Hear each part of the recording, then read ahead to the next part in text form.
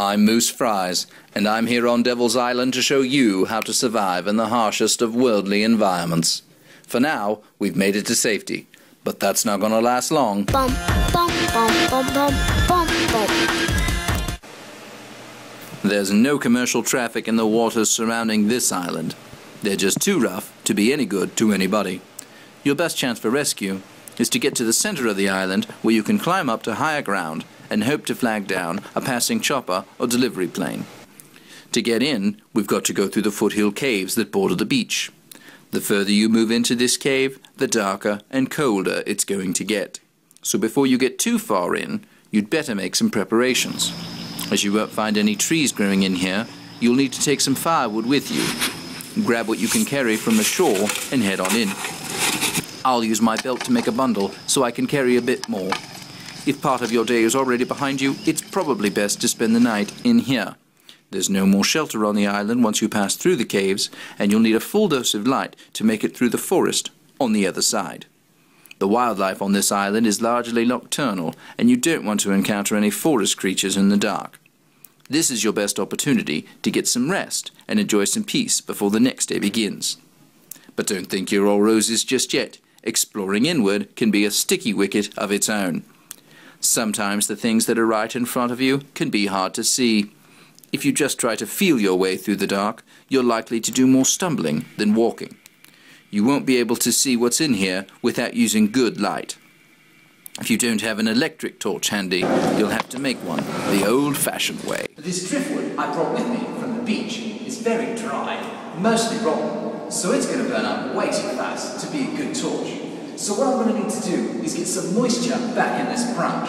The best way to do that is to pee on it.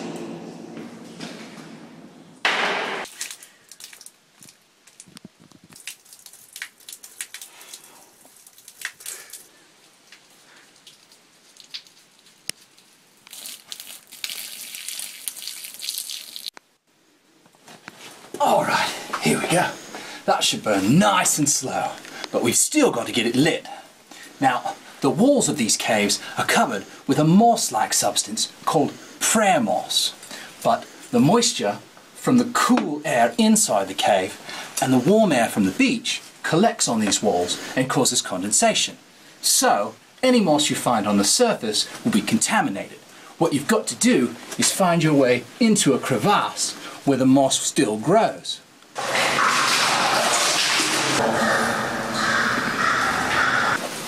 Well, here we are. Here's one.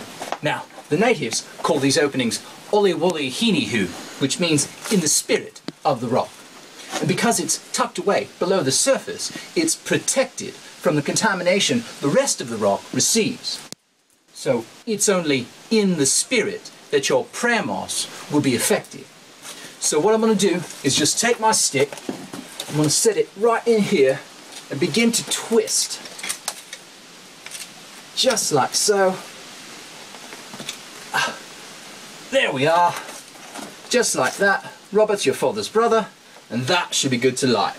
But we're not going to light it just yet, because there's some critters that live in these caves that I want you to get a good look at. So we'll just use our camera lights and tack on a bit. Once your eyes begin to adjust, you could set a pretty good pace through here. You don't have to worry about pitfalls or wrong turns, as all of these paths are about a straight shot through. What you will have to watch out for are the things I hate most. Bats. Now, there's a very distinct type of bat that lives in these caves. They're called old skeleton bats, sometimes memory bats. And they're a very quirky animal because they will attack humans, but they'll only attack the head. Now, scientists have been studying this for quite some time and can't exactly figure out why it is. Some believe they have some sort of natural MRI scanning technology, like they can sort of sense your brain waves. That is what they're after, a full-scale assault on your mind. So, we want to stay low and stay quiet.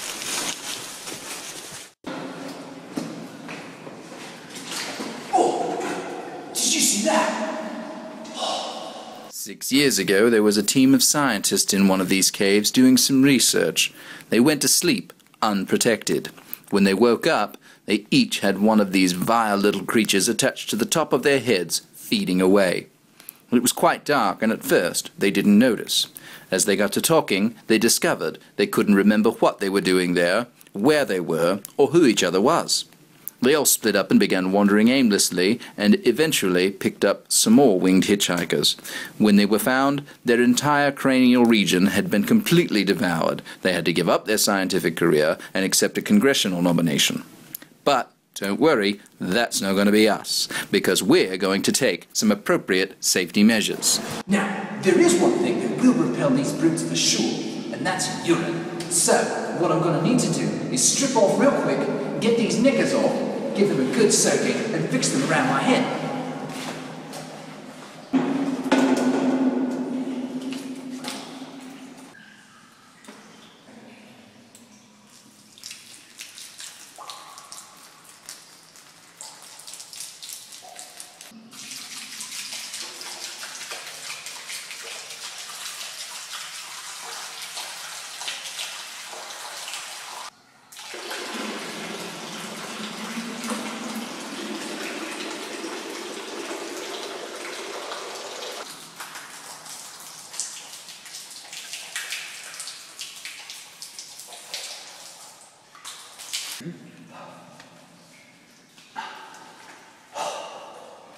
Right.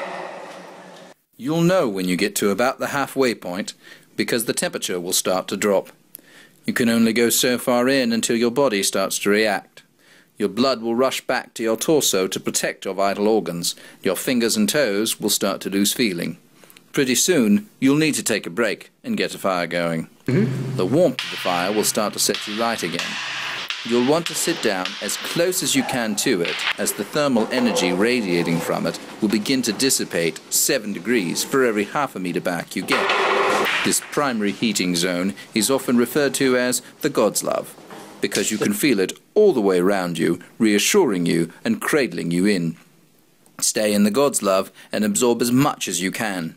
Next, it's time to settle down and get some sleep. So much of survival depends on keeping your wits about you and the hope of being rescued.